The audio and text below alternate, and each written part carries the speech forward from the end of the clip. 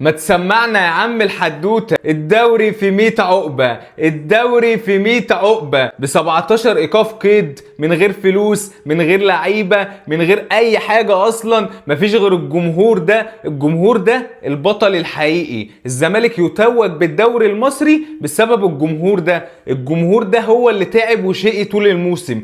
اقسم بالله يا جماعة الجمهور ده يتعمل له تمثال. جمهور نادي الزمالك لازم يتعمل له تمثال.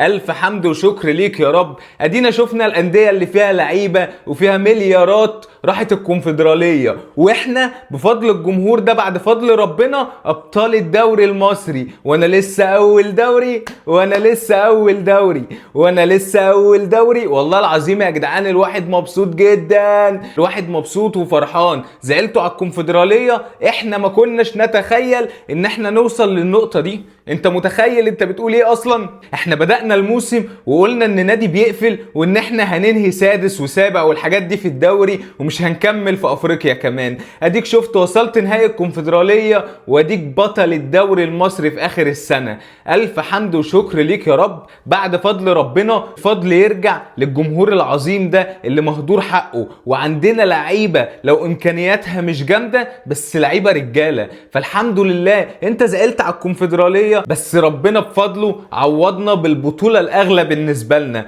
بطولة الدوري هي البطولة الأغلى في وسط الصراع مع الأهلي ومع بيراميدز بالفلوس والمليارات واللعيبة اللي عندهم، وانت ما عندكش أي حاجة. انت بالنسبة لهم صفر على الشمال وتاخد الدوري منهم. فانت كده يا زمالك الأسد. اقسم بالله انت الاسد يا زمالك، الاسد غصب عن اي حد. الف حمد وشكر ليك يا رب. بعد موسم طويل متعب ومتعب للاعصاب، والنادي كان بيقفل واللعيبه اللي عندك مش موجوده، مفيش لعيبه. موسم من اوله كان متعب. اقسم بالله احنا تعبنا في الموسم ده، بس ربنا عوضنا وكافئنا ببطوله الدوري. فالحمد لله ده فضل ونعمه من عند ربنا. من غير مليارات ومن غير لعيبه ومن غير اي حاجه، الزمالك بطل الدوري المصري. وعلى رأي بلال علام الدوري في 100 عقبة، الدوري في 100 عقبة، وبنكسب بشقانا يا صبري. الله يرحمك يا كابتن محمد صبري. الدوري ده اهداء للكابتن محمد صبري الله يرحمه.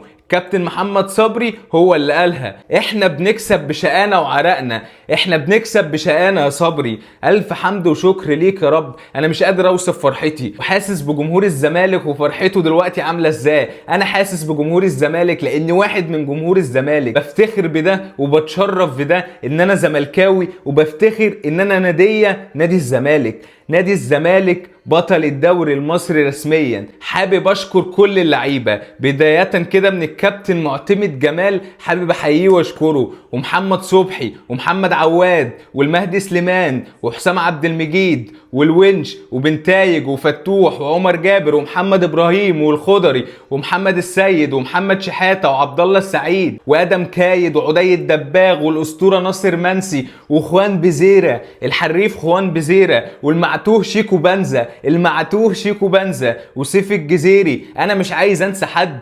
كل اللعيبه رجاله ولازم نشكرهم. لعيبه رجاله ما بتاخدش فلوس ومفيش فلوس في النادي، واللعيبه دي جابت لك الدوري ووصلتك نهائي في افريقيا. فاللعيبه دي لازم نشكرها. اقسم بالله بعد التتويج ده اللعيبه دي بعد ربنا وبعد جمهور الزمالك اللعيبه دي رجاله وكانت سبب في ده. فالف حمد وشكر ليك يا رب. الدوري في 100 عقبه. سمعنا يا عم الحدوته، سمعنا يا عم الحدوته.